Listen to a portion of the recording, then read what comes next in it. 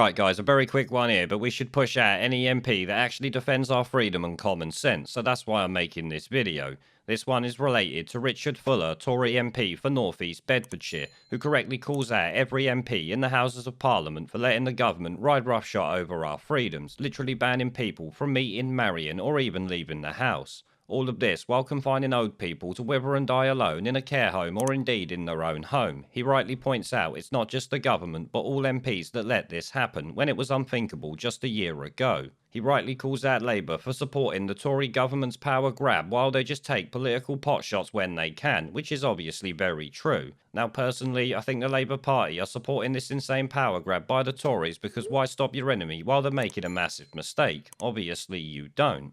And let's be honest, they eventually know that one day the Labour Party will be in power, so they will have these powers to themselves, and you can imagine the disaster that is going to bring. At the end of the day, I think Labour know the Tories are eating away at their own majority with all that's gone on, and how long they are leaving it to continue. I expect Labour's plan is to try and bribe undecided, unaligned voters with the promise of free money, following obviously the Tory austerity that's going to follow this. Some idiots will obviously believe Labour and think it's a good idea. That could be what Labour are banking on in the hope of clawing back votes from the Tories. Let's be honest, it's what I would do if I was unelectable like the Labour Party is right now. This speech we have here though is something everyone should see for themselves, so enough of me talking shit, here it is. Fuller. The most telling aspect of today's debate is the focus on specifics rather than on principle, on trends in data and details of subsidy rather than of the eager pursuit of freedom, of continuing comfort with the state making choices for us rather than a clamour by us for the freedom to be responsible for ourselves.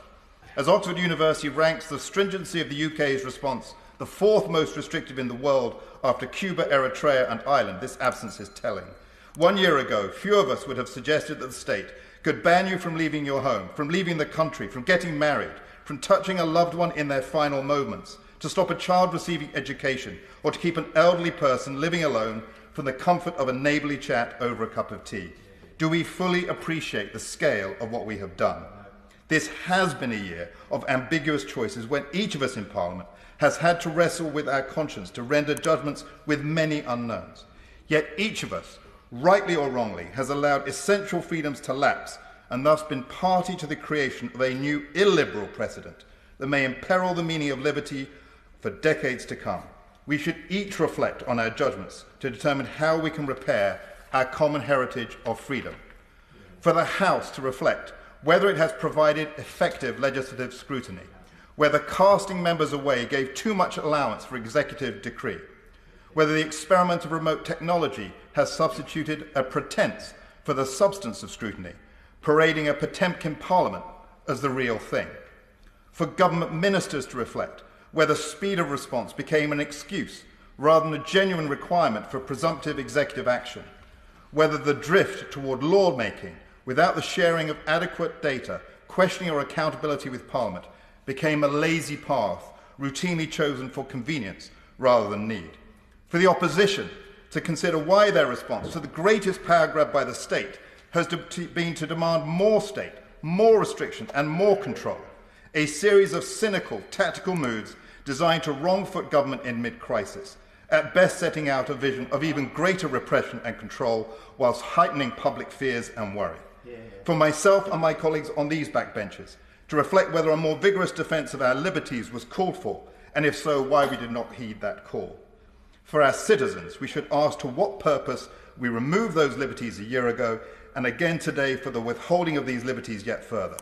For the decision has not been so much one of medical necessity, but rather of a presumed political necessity. So we should reflect candidly and fearlessly whether the accumulated costs in diminished livelihoods, in debts, in school closures, in misdiagnoses, in loneliness and in lives lost as a result of these measures has been worth the reduction in COVID deaths and the avoidance of an annual rate of death for our population that was commonplace and went unremarked barely 2 decades ago. Whatever the conclusions of our reflections, Mr. Deputy Speaker, we must now resolve together to lead the recovery of these liberties with every moment and every strength we have. Dear Link, Selene Saxby.